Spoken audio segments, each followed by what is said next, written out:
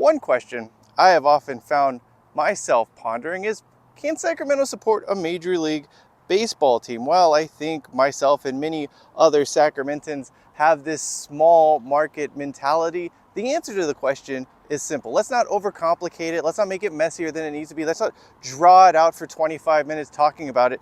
The answer is undoubtedly yes. California's capital would be a great Major League Baseball market. But to understand why that is, we need to go back and look at the history of America's pastime in the city of Sacramento. I'm Cheyenne Hollis. This is the Touchback, and we're going to do that today.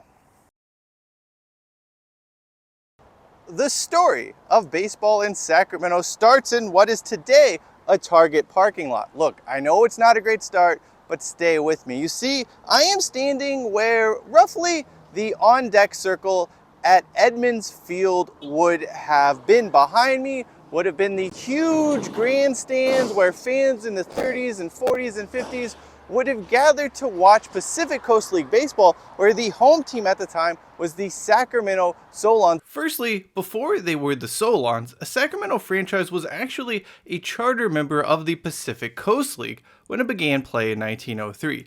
That side, known as the Senators, would move on one season later. Another Senators club would show up in 1909 as part of what was then the second division of the PCL, which had this weird tiered system. That team moved into Buffalo Park, a site that would eventually be redeveloped into Edmonds Field a season later.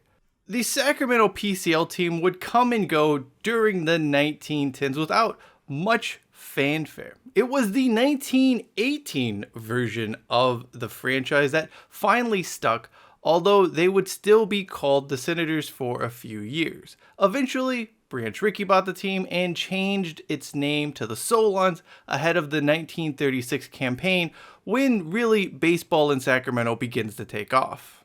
During the Pacific Coast League's heyday in the 1940s, support and attendance for the Solons was really solid. It was very good. It should also be noted that Sacramento was the league's smallest market by some margin. Unfortunately, the PCL was never granted the major league status it sought, and interest in the league overall began to wane during the 1950s. Tragedy struck the Solons and baseball in Sacramento when the team's original grandstand burned down and was replaced with a not particularly inspiring or friendly or an inviting concrete structure. That ended up being symbolic of really baseball's decline in Sacramento. That was brought on by a number of factors, including the Giants and Dodgers finally beginning play in the late 50s. The Solons stuck around until the 1960 season, after which the franchise was sold and moved to Hawaii. If you ever really want to learn more about this part of Sacramento's baseball history, I recommend the Limelight Bar and Cafe on Alhambra Boulevard, which has a few relics from Sacramento's baseball's past. There's also a really good book out there called Gold on the Diamond by Alan O'Connor that's worth reading. The ballpark would be torn down and replaced with this parking lot. It used to hold some department store I've never even heard of. Eventually it became the Target you know and see today on Broadway and Riverside Boulevard. This is not the end of the Sacramento Solons story, but to find out more about what happened to them, we need to head over to Sacramento City College. It would be more than a decade before professional baseball would return to California's capital, with the Sacramento Solons 2.0 setting up shop at Hughes Field on the campus of Sacramento City College. They were in town for a good time, not a long time. The team's owners were unable to get a new stadium built in the city, and Hughes Stadium turned out to be the only option available to them. It was also comically unsuitable for baseball. Since they were unable to adjust or do anything with Hughes Stadium's running track, the left field wall would only go back some 233 feet. There was a 40-foot barrier erected, but this was not able to keep the ball in play, as you can imagine. In 1974, a total of 491 homers were swatted at Hughes Stadium, with Sacramento responsible for 250 of those. Sacramento's Bill McNulty launched 55 home runs that very season. Every last PCL home run record was obliterated, although the league has since put an asterisk next to those totals and they aren't really recognized. The outfield wall at Hughes Stadium was pushed back a bit in 1975, but it was still a pitcher's nightmare. Despite the Solons being pretty terrible in both these seasons, Sacramentans could not get enough of the action, and the team led the league in attendance both seasons. I guess they are right, chicks do dig the long ball. Strong attendance was not enough to keep the team in town. Major league franchises did not want their prospects playing in a novelty stadium, and the Solons moved away for a second and final time despite being quite popular. This flurry of long balls would be the last time Sacramento had baseball for more than 20 years. Sure, there were always rumblings of a team showing up during the 80s and 90s. They even started building that multi-purpose stadium next to Arco Arena, which, in hindsight, would have been a complete disaster, major league team or not.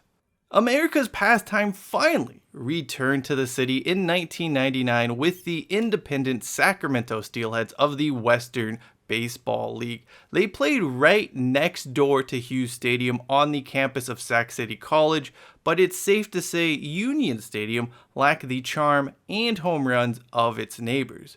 More than 3,500 people turned out for opening day, but that was really enough Western Baseball League for most folks. Attendance was pretty poor, as the Steelheads product didn't resonate with the public.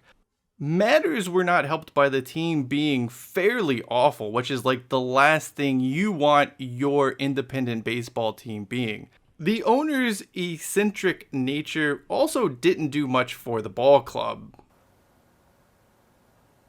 So the Steelheads, they weren't really long for Sacramento, and after one season at Hughes Stadium, they would head westward down Interstate 80 and find themselves in Vacaville, where they would be rechristened the Solano Steelheads. They actually built a stadium on the old Nut Tree site, which you can see here. It's somewhere back there. I can't really point it out. The Steelheads themselves, and really the entire Western Baseball League, well, they weren't going to be around for much longer anyway. In fact, that league would fold in 2004. Why did the Steelheads only last a single season in Sacramento?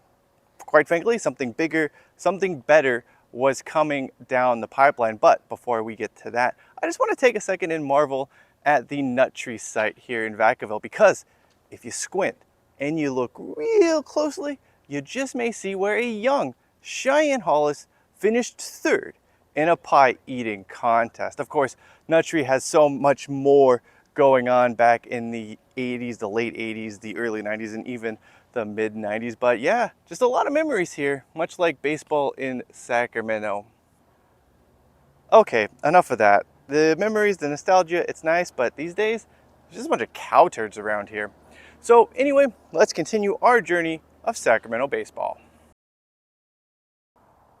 Why were the Steelheads playing their second season all the way in Vacaville? Well, that brings me to this location here in West Sacramento, what is now known today as Sutter Health Park, or what many of us still know it as, the original Rayleigh Field, built some 20 plus years ago. Now, you see, during the Steelheads' first season at Hughes Stadium, murmurings began to emerge about a AAA team possibly moving here to the capital. Those murmurings got louder, and eventually an ownership group would purchase a AAA ball club, the Vancouver Canadians, with their intention being to move it right here to Sacramento. The whole process happened actually remarkably quickly now that I think about it. It wasn't a long, drawn-out saga, and that is highlighted by the fact that it only took a little less than 9 months for this ballpark to be built. That is fairly just, it boggles my mind when we hear about, the timeline for the A's to get their new ballpark, or even some of the other minor league ballparks that have been built since this one came up. Let's not pretend Sutter Health Ballpark is this bastion of baseball glory. It is a quintessential minor league baseball stadium. That doesn't mean it's not nice. I mean, yeah, it has its flaws, but it still draws out more fans than it has any right to. And it's a place where, you come in, you get to enjoy the Delta breeze during most evenings. I mean, it can be hot. It can be so hot, even at those 7:05 start times. But it's a place that shows that people of Sacramento will come out and support baseball. In my mind, there is no doubt Sacramento could support a Major League Baseball franchise. And in fact, I think it would be one of the sport's best markets. We hear this talk about Salt Lake City and Nashville and all these other towns. But if you're going to move somewhere, why not move to a place that actually loves the sport, where the sport is still thriving? Just look at how many people go out to Rivercats games. Being honest, minor league baseball is not all of that exciting or all of that interesting. When I look at this plaque commemorating Edmonds Field, a ballpark that hasn't been around for more than 60 years, I just can't help but think of how awesome it would be for this town to finally have Major League Baseball, especially if John Fisher must move the A's away from Oakland. And make no mistake, I do not want to see that, but if that holds true and baseball doesn't want to go back to Oakland, then why not give it to Sacramento? Anyway, that does it for me. I'm Cheyenne Hollis. This is the Touchback, and as always, hashtag take it out to the 25.